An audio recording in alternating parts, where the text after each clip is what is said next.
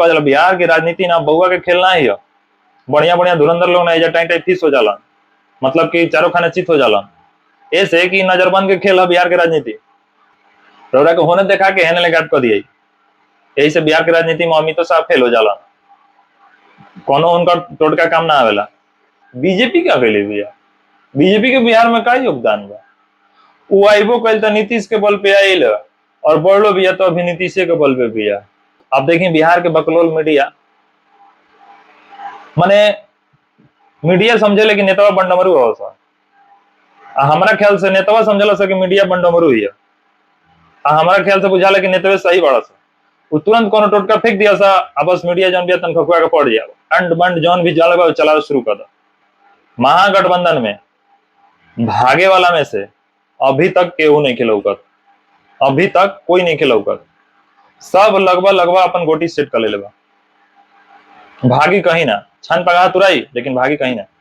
लेकिन एनडीए में छानो पगाह तुराई, अल्लाह से मैं भागहूं पर आए कहूंगा कहीं ऑप्शन बा। और वो में से दो गो लोग बालो, पहल का चिराग पासवान बने और दूसरा उपेंद्र कुशवाहा बने। हंसुआ हथौड़ा लेकर के दौड़ल बने दीपांकर भट्टाचार्य। उनकर साफ का नाम बा कि हमारा के 40 गो से कम ना चाहिए। तो तेजस्वियों के हालत पंचरे बा। अब की पारी बिहार विधानसभा चुनाव में बाप रे बाप करी हम। आरएलएम के उपेंद्र कुशवाहा भी बाड़े, जिनकरा के मीडिया खा चबा करके रोज पूछत रहती है, रोज बतावत रहते है कि तरह के 4 गो से 5 गो से अधिक सीटें ना मिली।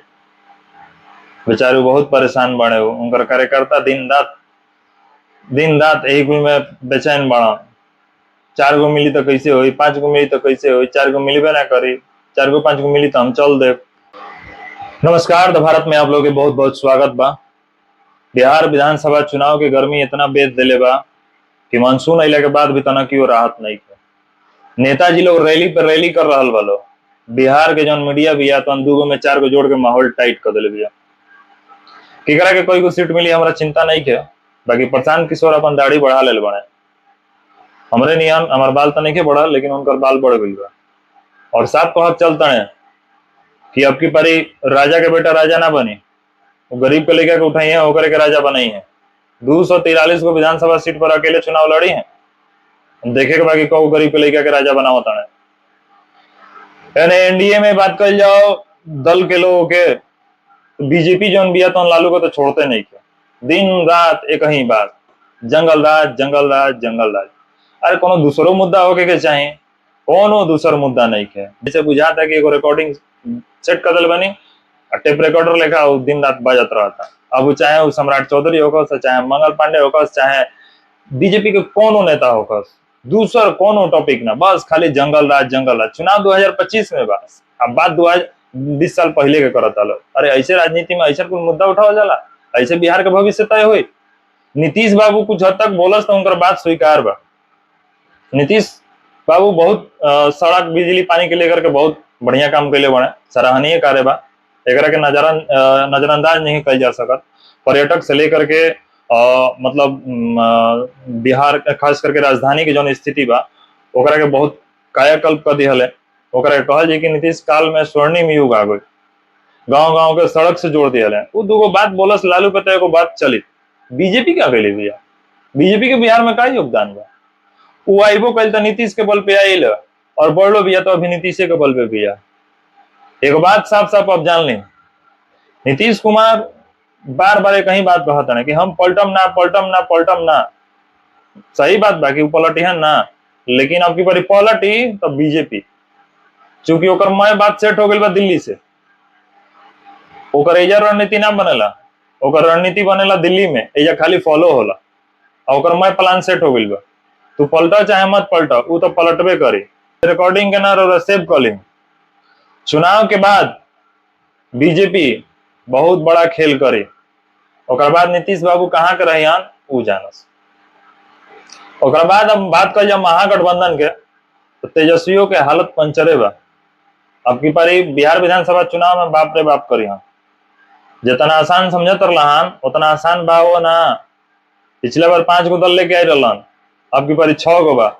6 गो ना, पीछे से वो राष्ट्रीय लोक जनशक्ति पार्टी के पशुपति पारसो लागल बड़े 7 गो। अकेले अगर 2020 चुनाव में तो अकेले 144 गो सीट पर चुनाव लड़ रहा।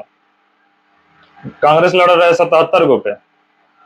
अब की पारी अगर उहे धाना रही तो अब की पारी 144 गो पे, तो खैर कांग्रेस तो 50 गो पे मान गई बिया, लेकिन हंसुआ हथौड़ा लेकर के दौड़ल बने दीपांकर भट्टाचार्य। उनकर साफ कहना बा कि हमरा के 40 गो से कम ना चाहिए। अब सोच लेवे के बा। अभी तेजस्वी आरजेडी अगर 144 गो पे लड़ी, कांग्रेस 50 गो पे लड़ी, मान ले 40 गो पे लड़ी, तो बाकी लोग क्या करिए? बाकी लोग मुख दर्शक तो बनिए ना। अभी मुकेश साहनी बने, सीपीआई भी है, सीपीएम भी है, पीछे से जो ना 7वां गठबंधन में आवे वाला बने राष्ट्रीय लोक जनशक्ति पार्टी के पशुपति पारस, उनको को चाहबे करी, उनकरा के ना मिली तो वो मुंह बिदोड़ दी है। हालांकि उनकर बिदोरल ना बिदोरल कोनो बड़ बात नहीं के, ऐसे उनकरा के मिल जाए तो बढ़िया बा, ना मिली तो निर्दलीय लड़ी है। अब निर्दलीय लड़ी है तो वह हाल चिराग पासवान नियन हुई, पिछला बार जैसन हुई। अगर मेहनत करे से कहूँ मिल जाए तो कहा जाला कि गागर में सागर ढूंढल जाला, तिनका के सहारा मिल जाये। तो कहीं ना कहीं जो बात उनकी महागठबंधन के भी हाल ही है बा। तो खैर आज बिहार विधानसभा चुनाव के लेकर के जो मुद्दा पे हम बात करे वाला बनी जा, वो मुद्दा के कुछ हम थोड़ा सा पॉइंट टू पॉइंट रख दी है।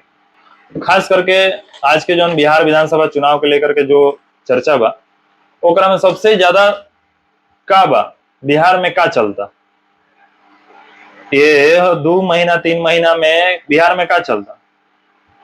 चारों ओर एक ही बात, केकरा के को सीट मिली, दिन रात एक ही मैटर चल रहा बा मीडिया में, केकरा के कोई को सीट मिली, केहू के चैन नहीं के।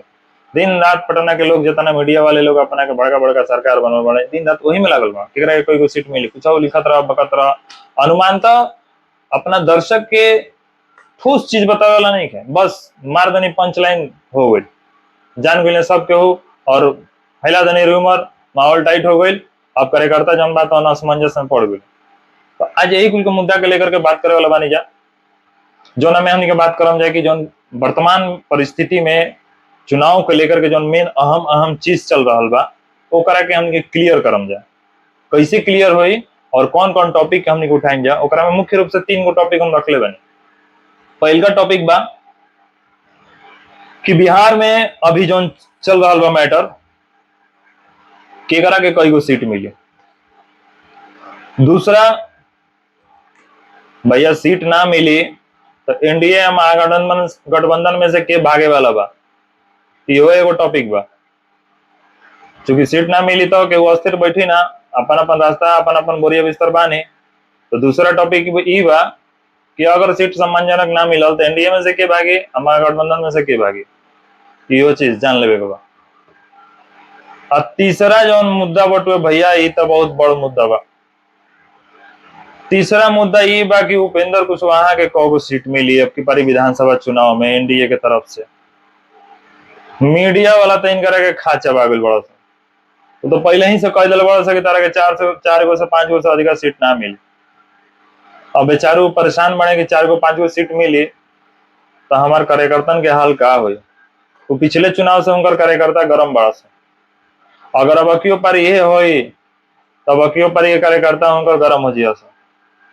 अभी गर्मी शांत करे खातिर बेचारू अकेले मेहनत कर रहा बने। अब वो पुरनका नीति पे मेहनत कर रहा बने कि दबदबा था, दबदबा है और दबदबा बना रहेगा। अब दबदबा कैसे बना रहेगा, तो 15 सूत्री मांग बना दल बने अपन। अब ओकरा में सबसे लेटेस्ट जो मांग बा वो परिसीमन सुधार मांग बा। अब परिसीमन सुधार के लेकर के जो दबदबा बनैले बने, वो एनडीए जन बात एकदम चढ़ा गइल बा।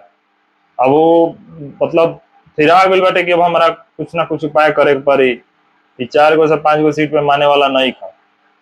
तो भैया उनकरा के कोई गो सीट मिली, इ तीसरा मुद्दा बड़का बा, यही पे हमनी के चर्चा करे वाला बानी जा। तो आज के जो विश्लेषण बा ये बा। तो सबसे पहला हमनी के जो मुद्दा हम बताइनी है कि केकरा के कई गो सीट मिली, केकरा के कई गो सीट मिली, ये बतिया जाने खातिर सबसे पहले तो फ्लैशबैक में न चले के पड़ी, आकि पहले केकर इतिहास का बा, केकर बैकग्राउंड का रहल बा, केकरा के को सीट मिलल बा, तो के कतना जीत के आइल बा, वही आधार पर तय होई कि भैया तहार रहन चाल का रहल बा, तारा के कतना दिया जाए तो कतना ले आइल बड़ा, वही आधार पर तारा के सीट मिली। तो हमनी के बात कर जा पहले 2020 विधानसभा चुनाव के। अब 2020 विधानसभा चुनाव के अगर हमनी के बात करता नहीं जा, तो सबसे पहले एनडीए से शुरुआत कर जाओ। एनडीए में वो घड़ी 4 गो दल रहे 2020 विधानसभा चुनाव में। बीजेपी रहे, जेडीयू रहे, हम रहे और वीआईपी रहे। 2020 चुनाव में बीजेपी 110 सीट पे चुनाव लड़ रहा है, 74 गो सीट जीता रहे। नोट करते जाए, जेडीयू बराबर के पार्टी रहे लेकिन 115 गो विधानसभा सीट पे चुनाव लड़ रहा है। लेकिन सीट बंटवारे में तो भले वो आगे रहे, लेकिन चुनाव जब जीतल न तो 45 गो सीट ओकरा खाते में आयल। अब समझ लेवे के बाद कि एके ले ओकर मार्केट डाउन हो गई। वीआईपी जोन रहे तो 11 गो सीट पे चुनाव लड़ रहे, 4 गो सीट जीत के लेके आई रहे। और ये माझी जोन बाड़न तो 7 गो सीट ले रहन, वो 4 गो जीता रहन। मुकेश सहनी के तुलना में माझी के तनी वोट ठीक बा, प्रतिशत देखल जाओ तो। ये तो 2020 के चुनाव के आंकड़ा हो गई। यही आंकड़ा पे अगर हमने 2025 में बात कर जाओ तो बीजेपी और जेडीयू जोन भी है तो आपकी बड़ी बराबरी पे आई, कुछ ना आई। अगर हम एकदम राउंड फिगर में लेके चले तो भैया 100 गो सीट से तो कम चुनाव लड़ी ना। ये तो एकदम लिखित बा, क्योंकि भाई सरकार बनाए के बा। अब बीजेपी तो कोनो कीमत पे 100 गो से नीचे ना लड़ी। वो कतनो नौटंकी कर ले कि हम सीएम फेस चेहरा हमारे नीतीश कुमार रही हैं, तब वो कोनो बाजा बाजे वाला नहीं के। 100 गो से नीचे ना लड़ी। और नीतीश बाबू भी बना, वो 100 गो से नीचे सीट पर ना लड़ी। भाई उनको तो कोई कार्यकर्ता बने, वो कहाँ जाइए, फिर भागम भागी शुरू हो जाए तो जेडीयू रुकाई ना। तो ऐसा में जेडीयू भी 2025 में 100 गो सीट से कम चुनाव ना लड़ी और बीजेपी भी कम ना लड़ी। अब पिछला के तुलना में अब वीआईपी एनडीए में नहीं थे, लेकिन वीआईपी की जगह पे आरएलएम भी है। आरएलएम में नहीं थे। अभी लोक जनशक्ति पार्टी रामविलास चिरागो पासवान बाड़े, 4 गो हो गए। माझी बाड़े 5 गो हो गए। ये 5 जना बालो 243 गो सीट पे 5 जना बालो, जौना में 200 तो मान के चले कि वो अपने में बटा गई, जेडीयू और बीजेपी में बच गए 43 गो। अब 43 गो में चिरागो पासवान बाड़े, जीतन राम माझी भी बाड़े और आरएलएम के उपेंद्र कुशवाहा भी बाड़े, जिनकरा के मीडिया खा चबा करके रोज पूछत रहती है, रोज बतावत रहते है कि तरह के 4 गो से 5 गो से अधिक सीटें ना मिली। बेचारे बहुत परेशान बने। उनका कार्यकर्ता दिन रात एक में बेचैन बड़ा। 4 गो मिली तो कैसे हुई, 5 गो मिली तो कैसे हुई, 4 गो मिलबे ना करी, 4 गो 5 गो मिली तो हम चल दे। चारों तरफ सोशल मीडिया पर नहीं चलता। अब सोचे के बाद कि आंकड़ा आप भी मिलाई, ऐसा ही एनालिसिस होला। आप भी आंकड़ा मिलाई कि जेडीयू और बीजेपी एनडीए के सबसे मुख्य दल में बाड़ी सा 100 गो सीट से कम चुनाव ना लड़ी, तो 43 गो बचल। तो 243 विधानसभा सीट पे मात्र 43 गो में अभी 3 गो दल बचल। माझी बचले, चिराग बाबू बचले और उपेंद्र कुशवाहा बचले। चिराग बाबू के देखें, रजाई ओढ़ के घी पिए वाला आदमी, अब उनका चेतना आयल है कि हमारा कुछ करे के चाहे। कब? जब उपेंद्र कुशवाहा निकल रहे हैं परिसीमन सुधार रैली में, तब उपेंद्र कुशवाहा बहुत ज्ञानी आदमी हमें, इतना ज्ञानी आदमी हमें कि अभी तक एनडीए में उनका निहन ज्ञानी केहू नहीं के। बहुत परफेक्ट नेता हमें वो, ऐसे कि वो जानत नहीं कि कब माहौल बनावे के बा और माहौल बना दिल बने। उनकरा के जैसे ही मीडिया 4 गो पे से 5 गो पे लेके आई लिया तो सही वो पलटवार करे शुरू कर दिले हैं। अब परिसीमन सुधार रैली में तो मीडिया के भी उड़ेल दिले हैं, बता दिले हैं आकि मीडिया ही तनी ठीक से कर लो, राजनीति मत कर लो। तो मीडिया के लोग भी तनी सुधरल बने, ना तो गजब एकदम बेशर्मी पे उतर गए हैं लोग। फटाफट सबके सीट बंटवारा हो गई। खैर मिल गई के नहीं, भीतर के सूत्र मिल गई, उनकरा के 4 गो दे दिया। तो भैया विधानसभा सीट के जब घोषणा कही दिया कि 4 गो से 5 गो मिली तो उम्मीदवारों को कही दो, बतिया उपेंद्र कुशवाहा कहले रहा। तो खैर मुद्दा पे आवल जाओ। तो एनडीए में आपकी पारी 2025 में 243 विधानसभा सीट में 200 पे तो बिल्कुल बात मत करी, 43 गो पे कुछ बतियावे को बता, जगह खाली बा। अब 43 गो में 3 गो दल बचल बा। आंकड़ा आप लगाई कि करा के कोई गो सीट मिले के चाहे, ये तो एकदम क्लियर हो गई। अब रही गई बात कि महागठबंधन और एनडीए में से अगर केहू के ढंग से सीट ना मिलल तो के भागी या के रही, तो आप साफ तौर पे जान लें महागठबंधन में भागे वाला में से अभी तक केहू नहीं खिलौकत, अभी तक कोई नहीं खिलौकत। सब लगभग लगभग अपन गोटी सेट कर ले, भागी कहीं ना, छान पगा तुराई लेकिन भागी कहीं ना। लेकिन एनडीए में छानो पगा तुराई, अल्लाह से मैं भागहूं पर आए कि कहीं ऑप्शन बा, और वो में से दो गो लोग बालो, पहल का चिराग पासवान बने और दूसरा उपेंद्र कुशवाहा बने। ये दो लोग भाई ना मनी है लोग, स्वाभिमान से समझौता नहीं, ये इतना जान ली। हालांकि चिराग पासवान हवा देवे वाला नेता बहुत गजब के नेता है, मतलब सोचे के बाद बाकी कहलन कि फर्स्ट बिहारी है, आप बिहार के फर्स्ट मतलब पहले प्राथमिकता देंगे। बिहार में तो रहे के बाद ना, जब लोग चुनाव लड़े हैं केंद्र के, रही है दिल्ली में, बात करिए बिहार के, फर्स्ट बिहार और फर्स्ट बिहारी की मजा ना वही लोग के झांसा देवो तो ढेर लोग बर्दाश्त ना कर लो। खैर चिराग पासवान के भी रैली में बहुत भीड़ हुआ था, वो अपन भीड़ कवरले बड़। अब वो अपन भीड़ जो दिखैले बने उपेंद्र कुशवाहा से सीखले हैं कि भाई उपेंद्र कुशवाहा तो अपन दबदबा बनावे लगले कि हमारा के 4 गो 5 गो पे माने वाला नहीं, कि कम से कम 10 गो के ऊपर। अब चिराग पासवान क्या कहले हैं कि रैली तो अपन शुरू कैले हैं, लेकिन रैलिया में वो टोटका छोड़ दिले हैं। और टोटका क्या छोड़ दिले हैं कि हम 243 विधानसभा सीटों पर चुनाव लड़ेंगे। अब देखिए बिहार के बकलोल मीडिया, माने मीडिया समझे लेकिन नेतावा बंडमरू हो सा, हमारा ख्याल से नेतावा समझला सा कि मीडिया बंडमरू ही है, हमारा ख्याल से बुझाला कि नेतावे सही बड़ा सा, वो तुरंत कोनो टोटका फेंक दिया सा, अब बस मीडिया जौन भी तन खखुआ के पड़ जाओ, अंड बंड जौन भी जलवा चलावे शुरू कर दो। ये स्थिति रह गई बिहार विधानसभा चुनाव। तो फेंक दिया टोटका, 243 विधानसभा सीटों पर चुनाव लड़ेंगे चिराग पासवान।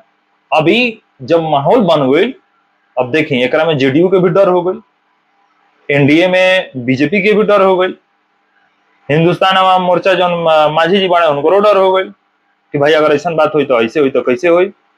तो ये देखें ये ना एक बिहार की राजनीति ना बउआ के खेलना ही है, बढ़िया बढ़िया धुरंधर लोग ना टाइम टाइम फीस हो जाला, मतलब कि चारों खाने चित हो जाला, ऐसे कि नजरबंद के खेल है बिहार के राजनीति। और बिहार की राजनीति जो ऐसा नजरबंद के खेल है ना, आके रौरा के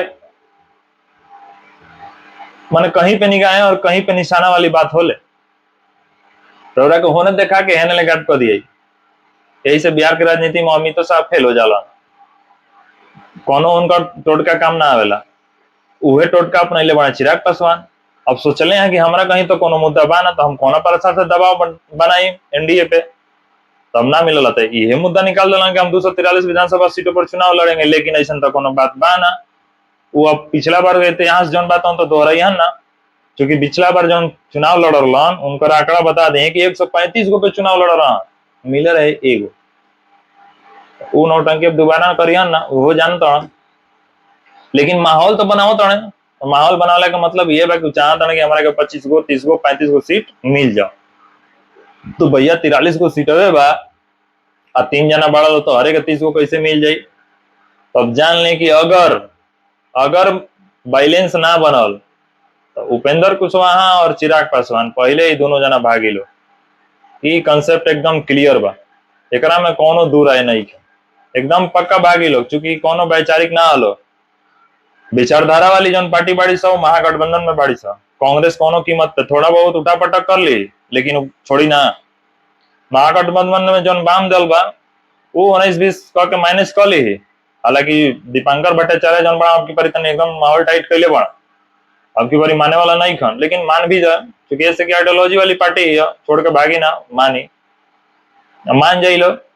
तो एनडीए में खास करके महागठबंधन में खास करके उतना भागे वाला कोनो चांस नहीं के बनत, लेकिन एनडीए में तो 100% चांस बाटे कि भागे की संभावना बा। उपेंद्र कुशवाहा के अगर जहां 5 गो से 6 गो के लाइन लागल, तुरंत हो जाए अपन बोरिया बिस्तरा उठे अपन चल दी। अब रही गई बात तीसरा मुद्दा, दिन रात जो मीडिया पेशले रहती है कि उपेंद्र कुशवाहा के कोई सीट मिली, एक पे चर्चा तो बहुत जरूरी बा। हालांकि हमने बात करते नहीं जाए एक पे, लेकिन थोड़ा सा गंभीर रूप से अगर बात कर जाओ तो उपेंद्र कुशवाहा अब तक जो 15 सूत्री मांग ले रहन, 15 की 14 वाला थोड़ा ठीक से याद नहीं है पड़त, 15 सूत्री जौन मांग रहा उनकर, ओकरा में बड़ी जबरदस्त मांग रखले बड़ा। और जौन बुद्ध विहार अवैध रूप से कब्जा करके रखल बा, ओकरा के निजात दिलावे खातिर भी मुद्दा उठैले बड़ा। एक तरफ से कोरी में क्रांति लियावे वाला काम बा, दूसरा के परिसीमन सुधार और महारैली जौन बा, संवैधानिक अधिकार परिसीमन सुधार रैली जौन बा, काफी प्रभावी बा। ई बहुत ज्यादा मतलब प्रभावी मुद्दा बा।